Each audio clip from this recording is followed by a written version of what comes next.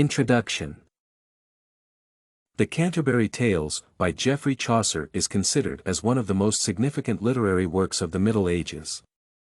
The book structure allows readers to get to know the main characters of the tales through the eyes of the narrator. The story begins with a detailed description of the knight. The analysis of the image created in the Canterbury Tales suggests that this character is presented as a dignified, courteous, and fearless man who symbolizes all the best that is in chivalry. Positive characteristics of the knight. The image of the knight turned out to be so inviting, because it collected a number of positive character traits. English was not very much in demand at the time of the creation of the Canterbury Tales. However, largely due to the talent of Geoffrey Chaucer, the potential of the English language as a poetic tool was discovered. This discovery then provided the opportunity to create such vivid characters as the knight. The narrator, who can be considered the spokesman for Geoffrey Chaucer's ideas, treats the knight with respect, which the reader can sense practically from the very first lines of the prologue. The knight is hardy. He is described as a man of truth and as a man who has compassion for the weak and vulnerable. The knight's figure is constructed in such a way as to create a character who would have a set of all the qualities that are required of a perfect knight. Historical analysis of the knight. The character of the knight is typical for his era, although it has some differences. According to O'Connell, perceptions of the Canterbury Tales can vary greatly, depending on the order in which the chapters are arranged in the book.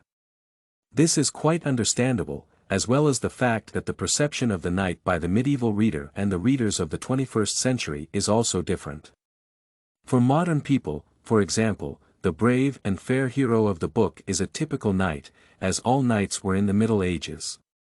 However, medieval people knew knights might sometimes be arrogant and cruel robbers. This circumstance again suggests that the Chaucer's knight is still an idealized image, although it contains some of the characteristics of medieval knights that existed in real life. Personal qualities of the knight in the Canterbury Tales. For Chaucer, the efficient participation of knights in military battles is one of their most important characteristics. The knight of the Canterbury Tales gained victory in a huge number of military battles, which makes him a great warrior who won widespread fame. However, he remains sensitive to the hardships of his fellow citizens. He has little interest in carnal desires and needs. This is what sets him apart from the characters in The Merchant's Tale, Chaucer's earlier book.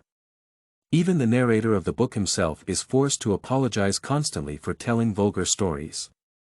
However, it is difficult to imagine that such a narrator would tell the reader about the knight in the Canterbury Tales.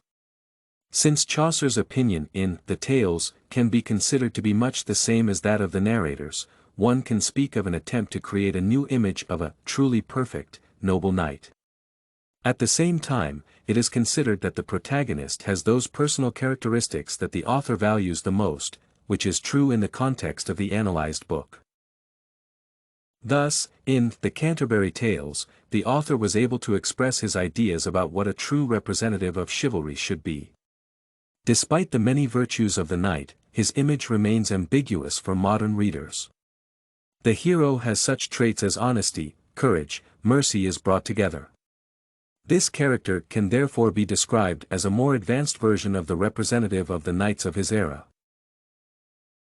This and many other essays are available at studycorgi.com.